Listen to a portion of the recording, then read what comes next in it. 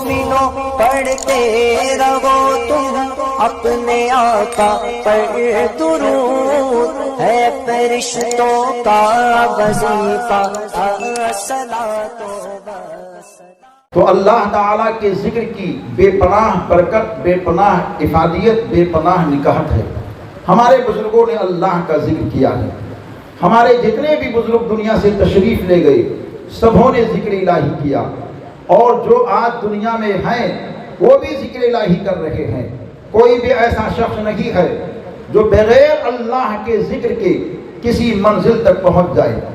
ذکر کا مطلب یہ نہیں ہے کہ زبان پر آپ اللہ اللہ کرتے رہیں، دل سے اللہ کی یاد کو محو کر دیں۔ نہیں، ذکر الہی کا مطلب یہ ہے کہ آپ کا دل بھی یاد الہی میں لگا رہے، آپ کی زبان بھی یاد الہی میں لگا رہے۔ اور ذکر کا ماحولات یہ اس طرح ہیں کہ اگر آپ ذکر کر رہے ہیں زبان سے تو یہ ذکر باللسان میں شامل ہوا کرتا ہے۔ راستے سے آپ گزر رہے ہیں، آپ نے لمبے پیڑ کو دیکھا اور اس کی بڑائی اور اس کی بلندی کو دیکھ کر کے آپ نے سوچا کہ اس پیڑ کو پیدا کرنے والا کیسا ہوگا۔ آپ نے سوچ لیا، یہ سوچنا بھی اللہ کے ذکر میں شامل ہوتا ہے۔ آپ نے شیر کی گھنگرت آواز کو سن لی تو اللہ کے قہاری کو یاد کر لیا، تو یہ بھی اللہ کے ذکر میں شامل ہوا کرتا ہے۔ ایسے ہی اور بھی بہت سارے معاملات ہیں۔ بزرگان کاملین کا معمول یہ رہا کرتا تھا کہ زبان ان کے بند رہتے تھے مگر دل سے اللہ کی آواز آیا کرتی تھی۔ اپنے سانس کی رفتار کو ایسا بنا لیتے تھے کہ اللہ اللہ کی آواز سانسوں سے جاری ہوا کرتے تھے۔ لیکن کچھ لوگ تو ایسے بھی دیکھنے میں آتے ہیں کہ اللہ کی یاد کو ایسے انداز سے کرتے ہیں، شاید آپ لوگوں کے سامنے آیا ہو معاملہ یا نہ آیا ہو، لیکن اس ناچیز نے دیکھا ہے۔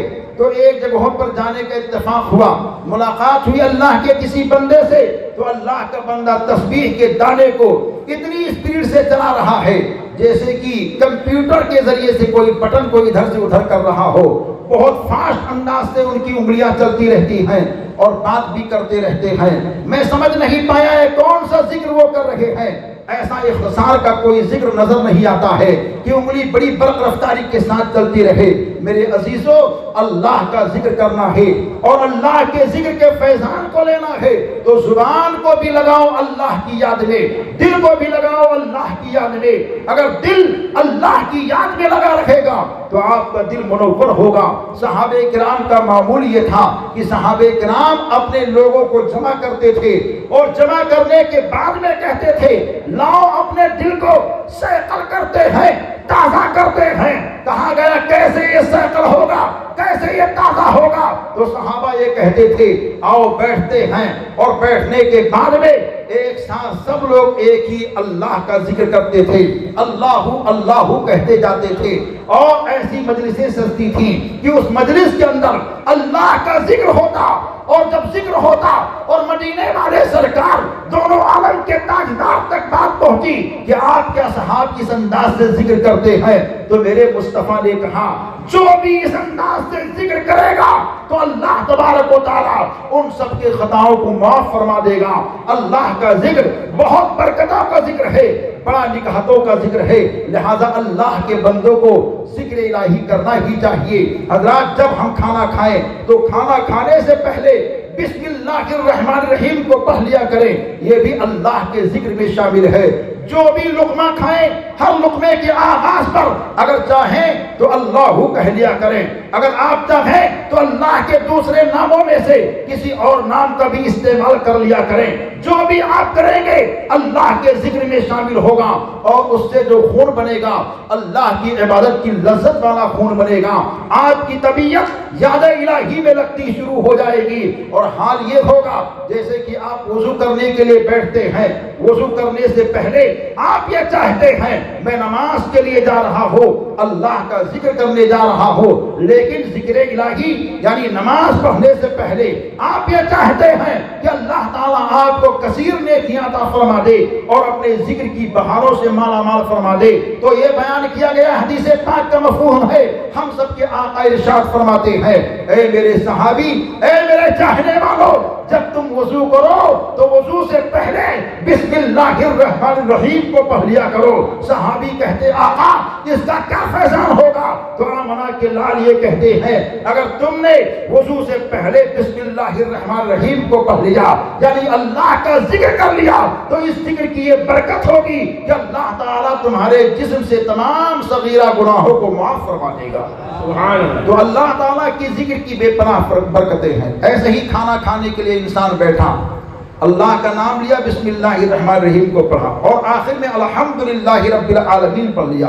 کھانا کھانے کے بعد کی دعا ہے، وہ دعا اگر یاد نہیں صرف الحمدللہ رب العالمین پڑھ لیا تو آقا کائنات ارشاد فرماتے ہیں کہ اس کھانے کے اندر جتنے دانے اس نے اپنی شکم میں اتارے ہیں ہر دانوں کی تعداد کے مطابق اللہ عز و جل اس کو نیکی عطا فرماتا ہے اور اس کے گناہوں کو معاف فرما دیا کرتا ہے۔ سبحان اللہ۔ یاد الہی کی کتنی برکتیں، کتنی افادیت ہے۔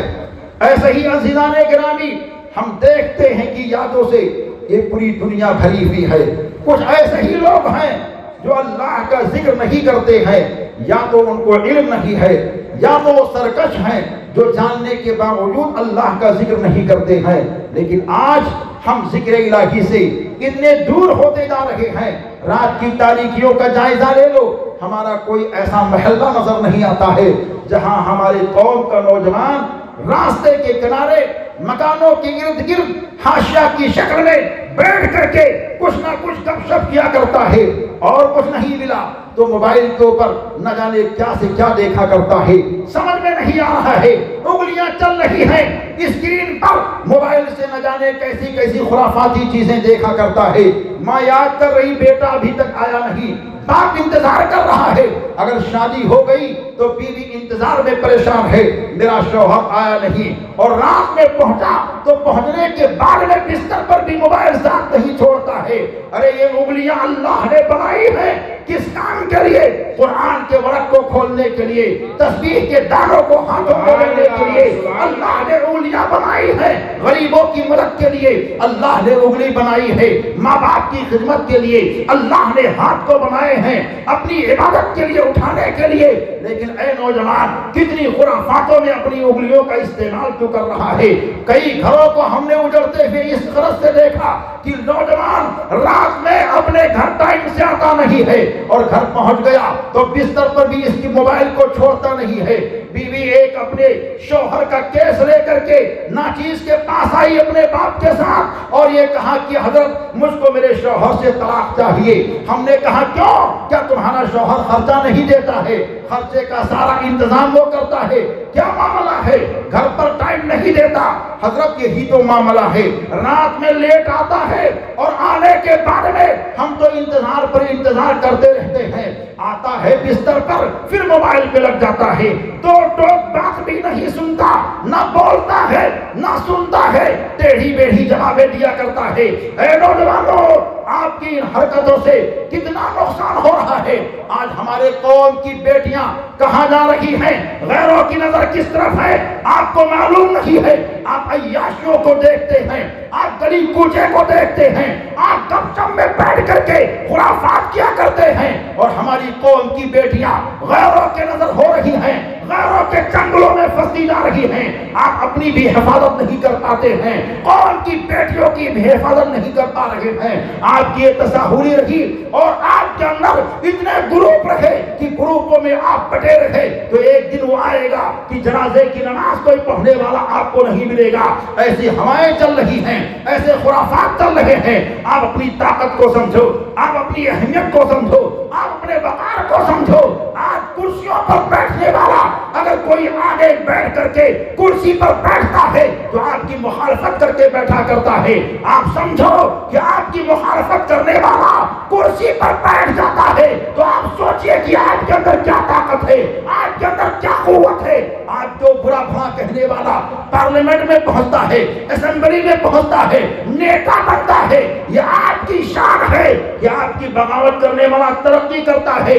اے نبی کے دیوانوں، مگر وہ ترقی کرنے والے جو ظاہری طور پر ترقی کرتے ہیں ان کو بھی معلوم ہے کہ ہم غلط کر رہے ہیں. یہ قوم بہت بھولی قوم ہے, یہ قوم بہت پیاری قوم ہے, یہ قوم بہت اچھی قوم ہے. اگر آپ کا نام نہ رہے گا تو ان کا وجود ختم ہو جائے گا.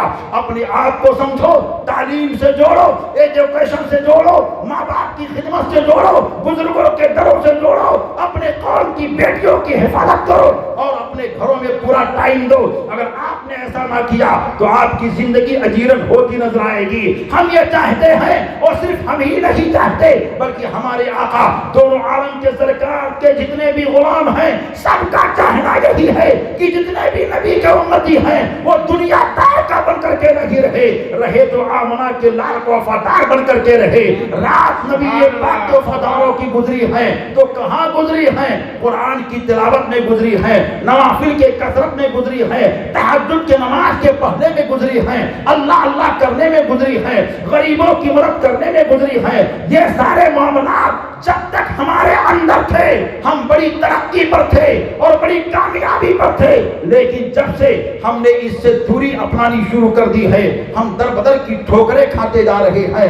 آج کوئی حال ہوتا ہے لوگ شوشہ بھی تلاشتے ہیں, کوشاں بھی تلاشتے ہیں کہ کچھ مسلمان ہلکی حرکت کر دے جس کی وجہ سے ہم اس کے گھر کو برباد کر دیں, کنبے قبیلے کو برباد کر دیں, اس کو جیل کی سلاخوں میں ڈال دیں. اے مسلمانوں, اپنے آپ کو دیکھو, دنیا آپ کو دیکھ رہی ہے, دنیا دیکھتی ہے کیسا یہ چلتا ہے, دنیا دیکھتی ہے کیسا یہ کھاتا ہے, دنیا دیکھتی ہے کیسا یہ پیتا ہے. اب ضرورت ہے دین کے تبلیغ کرنے کی, امام حسین کے مشن کو زندہ کرنے کی. دنیا دیکھ رہی ہے, آقا حسین کے کردار کو بنا لو, انشاءاللہ تعالی دنیا قدموں میں آ جائے گی اور یہ کہے گی جس کو ہم غلط سمجھتے تھے وہ غلط نہیں ہے, وہ حقیقت میں مدینے کی مصطفیٰ کا سچا غلام نظر آ رہا ہے, آقا کے لال کا سچا شہدائی نظر آ رہا ہے, حسین اعظم کا سچا چاہنے ماننے والا نظر آ رہا ہے. دنیا پانی بند کرے, آپ پانی پلاؤ, دنیا کھانا بند کرے, آپ کھانا کھلاؤ, دنیا تنگ کرے, آپ راستوں کو ہموار کرو, دنیا تعلیم سے دور کرے, لیکن آپ تعلیم سے لوگوں کو جوڑنے کی کوشش کرو. کوئی بھی ہو, کیسا بھی ہو, اپنے سماج کا ہو اس سے محبت کرے اور غیر سماج کا ہو اس سے بھی آپ محبت اور پیار کرو. ہر ایک سے اخلاق حسنہ سے پیش آتے رہو. یہی وہ اخلاق کی دولت تھی کہ مدینے والے مصطفیٰ نے مکہ مکرمہ کی سرزمین پر یہ کہا تھا, یا ایھا الناس قولوا لا الہ الا اللہ تفلحوا, اے لوگو لا الہ الا اللہ کہو تم کامیاب رہو گے. آمنہ کے لال دونوں عالم کے سرکار نے یہ نورانی کلمہ جب وہاں عام کیا تھا تو مکے کی سرزمین سے ایک آواز آ رہی ہے, اے مصطفیٰ کیا کر رہے ہیں آپ؟ آپ نے کہا میں کلمے کو پھیلا رہا ہوں, کلمے کی اشاعت کر رہا ہوں, کلمے کی بنیاد کو مضبوط کر رہا ہوں. تو ایک گلی سے آواز آتی ہے, اے آمنہ کے لال آپ کلمے کو پھیلا تو رہے ہو, تو آخر اس کلمے کو بچائے گا کون؟ آپ کے جانے کے بعد میں کلمہ کون بچائے گا؟ تو میرے آقا جناب احمد مصطفیٰ محمد مصطفیٰ صلی اللہ علیہ وسلم نے مکے کی گلی میں ایک آواز کو بلند کر دی تھی, اے مکے کی گلیاں سن لے, کلمہ پھیلانا میرا کام ہے اور کلمے کو بچانا میرے حسین کا کام ہے. اور دنیا نے دیکھا ہے کہ آقا حسین نے کس طرح کلمے کو پھیلایا ہے. مکے کے اندر ہیں, راستے میں کانٹے بچھائے جا رہے ہیں, مصطفیٰ کلمے کو پھیلا رہے ہیں. طائف کی سرزمین پر ہیں, پتھروں سے آپ کے جسم کو لہو لہان کر دیا گیا ہے, آقا کائنات کو کلمے کو پھیلا رہے ہیں. یہاں تک کہ آمنہ کے لال وہاں سے چل کر کے مدینہ طیبہ کی سرزمین پر آتے ہیں, وہاں بھی کلمے کو پھیلاتے جا رہے ہیں. بدر کے میدان میں ہیں, کلمے کو پھیلا رہے ہیں. خندق کی وادی میں ہے, کلمے کو پھیلا رہے ہیں. احد کے میدان میں ہے, کلمے کو پھیلاتے جا رہے ہیں. لیکن یہی کلمہ جب پھیل کر کے آگے بڑھتا ہے اور جب بچانے کی باری آتی ہے تو میرا آقا حسین آگے بڑھ کر کے اس کلمے کو بتاتا ہے اور دنیا والوں کو بتاتا ہے، اے دنیا کے لوگوں، یہ کلمہ پھیل بھی گیا ہے، یہ کلمہ بچ بھی گیا ہے، اب یہ کلمہ مٹے گا نہیں بلکہ ہمیشہ ہمیشہ بڑھتا رہے گا۔ اب دنیا جو بھی آئے گی وہ زیر ہوگا، آقا حسین کا غلام ہمیشہ ہمیشہ زبر ہوتا نظر آئے گا۔ سبحان اللہ۔ تو اللہ کا ذکر آپ کرتے رہیں۔ اللہ تعالیٰ نے کلام پاک میں اعلان فرمایا فَاذْكُرْنِي أَذْكُرْكُمْ، اے میرے بندو تم میرا ذکر کرو میں تمہارا چرچا کروں گا۔ اللہ تعالیٰ کس طرح اپنے بندوں کا چرچا کرتا ہے یہ آپ نے سماعت کر لیا۔ ذکر کی اتنی بے پناہ فضیلتیں ہیں کہ دنیا کی ساری چیزیں اللہ کا ذکر کرتی ہیں۔ اللہ تعالیٰ کا ذکر کائنات کی ساری چیزیں کرتی ہیں۔ چند شریر جن ہیں اور چند انجان انسان ہیں، وہی لوگ اللہ کا ذکر نہیں کرتے، باقی الگ الگ روپ سے الگ الگ نام سے اللہ کا ذکر ہوتا ہی رہتا ہے۔ یہ زمین ہے یہ بھی اللہ کا ذکر کرتی ہے، یہ آسمان ہے یہ بھی اللہ کا ذکر کرتا ہے، یہ چرند و پرند ہے یہ بھی اللہ کا ذکر کرتے ہیں، یہ دریا کی روانی یہ بھی اللہ کا ذکر کرتی ہے، یہ پہاڑ کی بلندی یہ بھی اللہ کا ذکر کرتی ہے، یہ زمین کی پستی ہے بھی اللہ کا ذکر کرتی ہے، یہ وحوش و طیور ہے یہ بھی اللہ کا ذکر کرتے ہیں، یہ گگن ہے یہ چمن ہے ساری چیزیں ہیں سب اللہ کا ذکر کرتی ہیں۔ اور سارے نبیوں نے اللہ کا ذکر کیا، سارے رسولوں نے اللہ کا ذکر کیا، سارے مفسرین نے، سارے محدثین نے، سارے صحابہ نے، سارے اہل بیت اطہار نے، سارے تابعین تبع تابعین نے، سارے ائمہ مجتہدین نے، سارے اولیاء کاملین نے، بلکہ یہ کہا جائے سارے مومنین وہ بھی اللہ کا ذکر کرتے ہیں۔ جتنے بھی اللہ کے محبوب بندے ہیں سب اللہ کا ذکر کرتے ہیں اور انشاءاللہ کرتے رہیں گے۔ اللہ کے ذکر سے ہمارے دل کو سکون ملتا ہے، اطمینان ملتا ہے۔ جب بھی بے چینی آ جائے، جب بھی بے قراری آ جائے، اللہ کا ذکر کیا کرو۔ اللہ کے ذکر میں کتنی بے پناہ فضیلت ہے کہ آقا کائنات فخر موجودات صلی اللہ علیہ وسلم کے ایک صحابی ہیں جن کا نام حضرت سیدنا ابو ہریرہ رضی اللہ تعالیٰ عنہ ہے۔ یہ حضرت سیدنا ابو ہریرہ نبی پاک کے ایسے صحابی ہیں جن سے حدیث پاک کی بہت روایاتیں ہیں، سب سے زیادہ حدیثیں انہی سے مروی ہیں۔ حضرت سیدنا ابو ہریرہ رضی اللہ تعالیٰ عنہ سے یہ کہتے ہیں ایک مرتبہ میں مسجد کے اندر لیٹا ہوا تھا پیٹ کے بل، آقا کائنات تشریف لائے، انہوں نے مجھ کو دیکھا کہ میں بڑا بے چین ہوں، پیٹ کے بل لیٹا ہوں۔ سرکار نے کہا اے ابو ہریرہ اس انداز سے کیوں لیٹے ہو؟ میں نے عرض کی آقا میرے پیٹ میں درد ہے۔ تو اللہ کے نبی کائنات کے طبیب اللہ کے حبیب صلی اللہ علیہ وسلم کہتے ہیں ابو ہریرہ اٹھو نماز پڑھو اللہ کا ذکر کرو۔ چنانچہ پیارے ابو ہریرہ یہ کہتے ہیں میں نے تازہ وضو کیا اور وضو کرنے کے بعد میں اللہ کے ذکر کے لیے اپنے آپ کو تیار کیا اور جیسے ہی تکبیر تحریمہ کے لیے ہاتھ اٹھا کر باندھا، ثنا پڑھا بھی نہیں تھا، وہ بیان فرماتے ہیں میرے پیٹ کا درد ایسا ختم ہو گیا کہ لگتا ایسا نہیں تھا کہ میرے پیٹ میں کبھی درد ہوا ہے۔ یہ پیارے ابو ہریرہ یہ کہتے ہیں کہ آقا کائنات نے فارمولہ دے دیا جب بھی کوئی الجھن آئے اللہ کا ذکر کرو۔ حضرت سیدنا امام زین العابدین جو سیدنا امام حسین کے شہزادے بلند اقبال اور کربلا کے مسافر ہیں، ایسے حسین مسافر اور ایسے شہزادے ہیں جنہوں نے اپنے سر کی آنکھوں سے کربلا کے ایک ایک حالات کے منظر کو دیکھا۔ وہ امام زین العابدین یہ کہتے ہیں جب بھی مجھے کوئی الجھن آتی، کوئی پریشانی آتی، کوئی حزن آتا تو میں اللہ کا ذکر کرتا تھا، اللہ کے ذکر میں لگا رہتا تھا۔ ایک مرتبہ کا واقعہ ہے کہ آپ اللہ کے یاد میں لگے ہوئے ہیں، آپ کے گھر میں آگ لگ گئی اور آگ لگنے کی وجہ سے اس کے شعلے جب اٹھے تو آس پڑوس کے لوگ آئے اور آنے کے بعد میں انہوں نے آپ کے مکان کی آگ کو بجھانا شروع کر دیا۔ جب آگ بالکل سرد ہو گئی تو امام زین العابدین نماز سے فارغ ہوئے، لوگوں کی بھیڑ کو دیکھ کر آپ نے کہا آپ لوگ کیوں یہاں آئے ہو؟ انہوں نے کہا حضور آگ بہت شوروں کے ساتھ تیزی کے ساتھ آپ کے مکان کو جلا کر خاک کر رکھی تھی اور آپ ایسے حال میں نماز پڑھ رہے تھے آپ کو خبر نہیں؟ آپ نے کہا اور کیا ہوا؟ کہا ہم لوگوں نے آگ کو بجھا دی، سرد کر دیا۔ تو حضرت سرکار امام زین العابدین کہتے ہیں آپ لوگ دنیا کی آگ کو بجھا رہے تھے، زین العابدین جہنم کی آگ کو بجھا رہا تھا۔ یہ امام زین العابدین رضی اللہ تعالیٰ عنہ ہے، اور اللہ کے ایسے سچے اچھے پکے بندے ہیں جن کی زندگی کا شعار یہی تھا کہ جو آقا حسین نے مشن دیا ہے اسی مشن کی ترجمانی کرتے رہنا۔ آپ کی زندگی کا ایک ایک لمحہ ذکر الہی سے لبریز نظر آیا کرتا تھا۔ تو عزیزان گرامی، ہم کو اور آپ کو چاہیے کہ ہم اپنے رب کو یاد کرتے رہیں، صبح و شام اپنے اللہ کا ذکر کرتے رہیں۔ اگر آپ یہ چاہتے ہیں کہ آپ مستجاب الدعوات بن جائیں، مستجاب الدعوات کا مطلب یہ ہے کہ آپ کی ہر دعا قبول ہو، تو آپ فجر کی نماز کے بعد میں 1100 مرتبہ اور عشاء کی نماز کے بعد میں 1100 مرتبہ یا اللہ کی کثرت سے پابندی کریں۔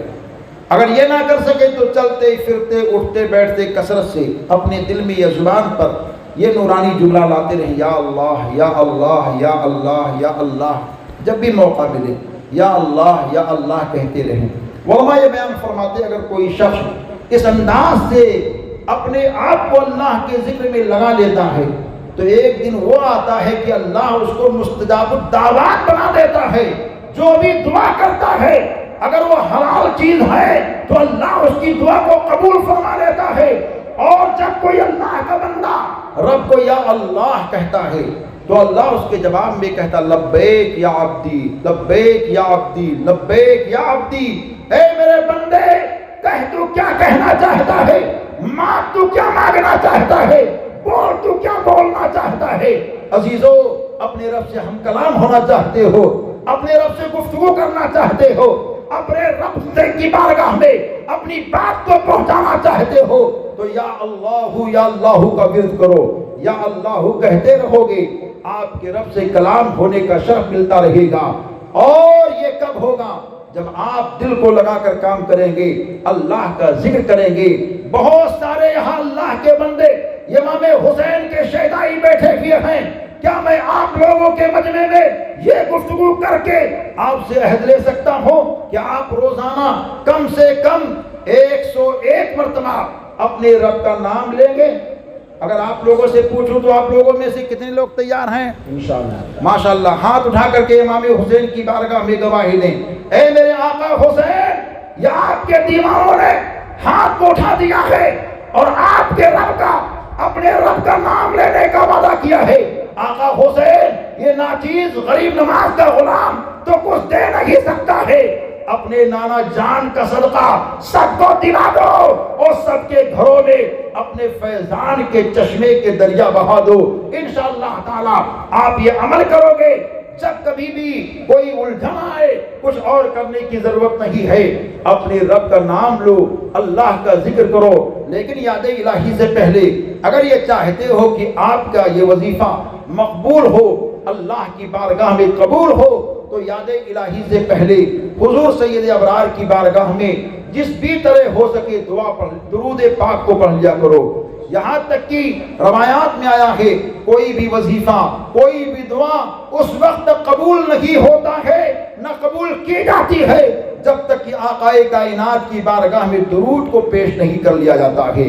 یہاں تک کہ بتایا گیا کہ دعائیں زمین و آسمان کے درمیان معلق رہتی ہیں جب تک کہ سرکار کی بارگاہ میں درود کو پیش کر کے دعا نہیں کیے جاتے ہیں۔ اگر آپ چاہتے ہیں آپ کا وظیفہ اللہ کی بارگاہ میں قبول ہو تو درود پاک کو پہلے بھی پڑھو اور آخر میں بھی پڑھو اور اللہ کا ذکر کیا کرو۔ اللہ تعالیٰ اپنے ذکر کے فیض و برکات سے ہم سب کو مالا مال فرمائے، جیسا کہ ہم نے پہلے بھی ذکر کیا ہے۔ اور آخر میں پھر میں آپ سب کو بتانا چاہتا ہوں، کیونکہ کثیر اللہ کے نبی کے دیوانے حسین پاک کے شہدائی فدائی یہاں آئے ہیں۔ آج کی تقریر کا عنوان تھا ذکر خدا، اور امام حسین کے ذکر کرنے کا انداز کیا تھا، جس کو ہم نے اختصار سے آپ کے سامنے پیش کیا ہے۔ کل کی شب کا عنوان ہوگا ذکر مصطفیٰ، اور ساتھ ہی ساتھ عظمت رسول اکرم کے ساتھ امام حسین اپنے نانا جان سے کیسی محبت کرتے تھے اور ان کے ذکر مصطفیٰ کرنے کا انداز کیا تھا، وہ انشاءاللہ ہم آپ کے سامنے کل پیش کریں گے۔ اس کے بعد ذکر اصحاب مصطفیٰ، یعنی سرکار کے صحابی جو مشہور صحابی ہیں، جن کی محبت معیار ایمان ہے، عظمت ایمان ہے، شان ایمان ہے، اور انہوں نے سرکار سے کیسی محبت کی ہے اور اہل بیت سے کیسی محبت کی، وہ جھلک انشاءاللہ ہم سماعت کریں گے۔ اور اس کے بعد میں جو چوتھی تقریر ہوگی وہ اہل بیت کی فضیلت اور ان کی برکت کے تعلق سے ہوگی۔ بعد وہ جو گفتگو ہوگی امام علی مرتضیٰ کی پیدائش اور حضرت سیدہ فاطمہ زہرا کی پیدائش اور ان کی شادی کا منظر کیسے کیا ہوا، وہ ساری جھلکیاں انشاءاللہ پیش کی جائیں گی۔ اس کے بعد میں امام حسن مجتمع اور امام شہید کرب و بلا کی پیدائش کیسے ہوتی ہے، ان کا بچپن کیسے گزرتا، وہ سماعت کریں گے۔ بعد ہوئی انشاءاللہ الرحمن پھر امام حسن مجتمع کے آخری زندگی کا دور اور امام حسین شہید کرب و بلا کے سوانح حیات اور میدان کرب و بلا کی سرخیاں اور تمامی واقعات انشاءاللہ تسلسل کے ساتھ چلیں گے۔ اور آخری جو تقریر ہوگی ماں بعد کربلا، ماں بعد کربلا کے بعد میں اہل بیت کا رہن سہن کربلا کے بعد میں کیسا ہوا، اور امام حسین کے جانشین نے کس طرح امام حسین کی جانشینی کا حق ادا کیا، اور جو نور وہاں سے چلا ہے، جو بغداد شریف اور اجمیر شریف میں چمکا، اس کی بہاریں ہم سب کو کیسے کیسے حاصل ہوئی ہیں، انشاءاللہ یہ ساری چیزیں ہم سب کو سننے کا اتفاق ہوگا۔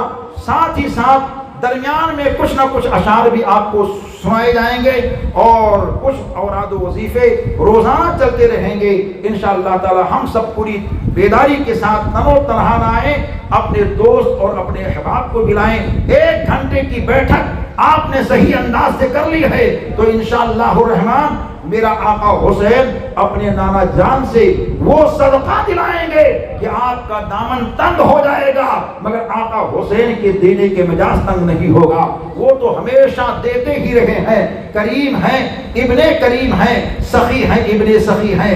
اللہ نے بڑی برکتوں سے مالا مال فرما رکھا ہے۔ اللہ تعالیٰ ان کے فیضان سے ہمیں اور آپ سب کو عمل کی توفیق نصیب فرمائے۔ استغفر اللہ ربی من کل ذنب واتوب الیہ۔ السلام علیکم ورحمۃ اللہ وبرکاتہ۔